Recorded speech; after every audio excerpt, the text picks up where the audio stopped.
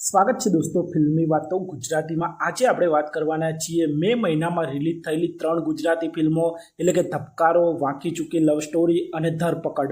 આ ત્રણેય ફિલ્મોના બોક્સ ઓફિસ કલેક્શન વિશે આજે આપણે વાત કરીશું। ચેનલ ઉપર નવા હો તો ચેનલને સબસ્ક્રાઇબ કરી દેજો। જેની શરૂઆત કરીએ તો 1 મે 2026ના રોજ રિલીઝ થઈ હતી ધબકારો ફિલ્મ।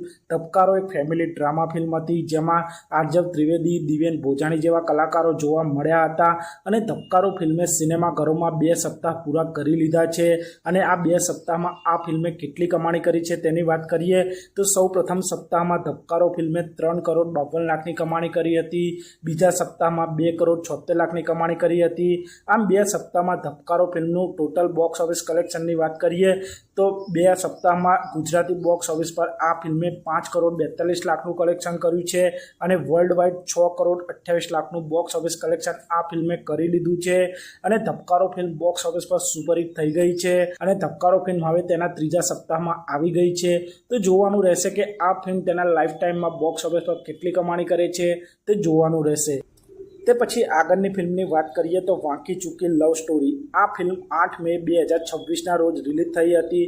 આ એક રોમેન્ટિક ફેમિલી ડ્રામા ફિલ્મ છે જેમાં ભાવિન ભાનુશાલી, પૂજા જોશી, પરીક્ષિત તમલિયા જેવા કલાકારો જોવા મળ્યા હતા અને આ ફિલ્મે તેનું પ્રથમ સપ્તાહ બોક્સ ઓફિસ પર પૂરું કરી લીધું છે અને પ્રથમ સપ્તાહમાં આ ફિલ્મે ગુજરાતી બોક્સ ઓફિસ પર 69 લાખ એટલે કે ઓલમોસ્ટ 70 લાખની કમાણી આ ફિલ્મે તેના પ્રથમ સપ્તાહમાં કરી લીધી છે અને વર્લ્ડ વાઇડ આ ફિલ્મે 1 કરોડ 53 લાખની કમાણી કરી છે।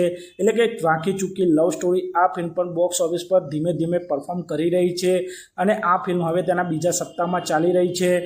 તે પછી આગળ વાત કરીએ તો ધરપકડ ફિલ્મ। આ ફિલ્મ 15 મે 2026ના રોજ સિનેમાઘરોમાં રિલીઝ થઈ છે અને આ ફિલ્મ એક સાયબર ક્રાઇમ થ્રિલર ફિલ્મ છે અને આ ફિલ્મને ભારતની સૌપ્રથમ ડિજિટલ અરેસ્ટ ઉપર આધારિત ફિલ્મ તરીકે પ્રમોટ કરવામાં આવી છે અને આ ફિલ્મમાં ગુજરાતી સિનેમાના 2 લોકપ્રિય અભિનેતાઓ જોવા મળી રહ્યા છે જેમાં મલ્હાર ઠાકર અને સુહૃદ ગોસ્વામી।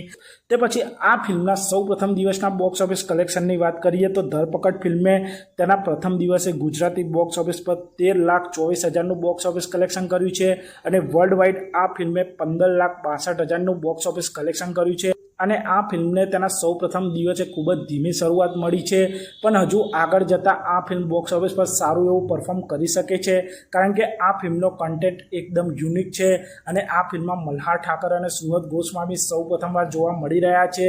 એટલે કે આ ફિલ્મ ધીમે ધીમે બોક્સ ઓફિસ પર પરફોર્મ કરવાનું શરૂ કરી દેશે અને જોવાનું રહેશે કે ધરપકડ ફિલ્મ તેના સૌપ્રથમ સપ્તાહમાં કેટલું કલેક્શન કરે છે તે જોવાનું રહેશે।